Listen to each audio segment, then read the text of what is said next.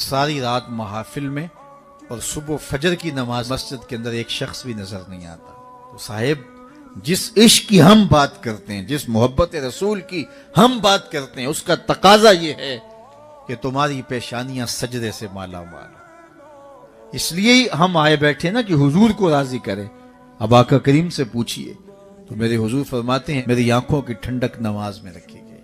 हुजूर तो तभी खुश होंगे अगर आप 5 गाना नमाज शियारे जिंदगी बना लेंगे। तो 5 गाना नमाज अपनी जिंदगी में शामिल कीजिए और कभी भी नमाज से गफलत नहीं कीजिएगा।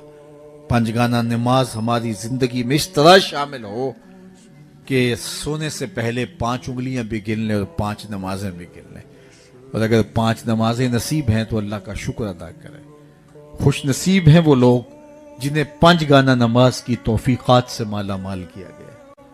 और ऐसे लोग भी हैं कि मस्जिद की हमसायगी में घर होता है लेकिन अल्लाह के हुजूर सजदा रेज़ी की तौफीक नहीं होती। और जिसको तौफीक देता है तो वो रेंगता हुआ भी मस्जिद में आ जाता है।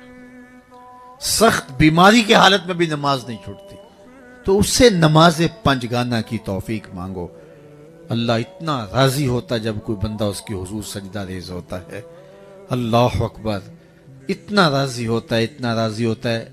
अगर बंदे को पता चल जाए कि मेरे मालिक की कितनी रहमतें मेरे ऊपर उतर रही हैं तो वो सजदे से सर ही ना उठाए।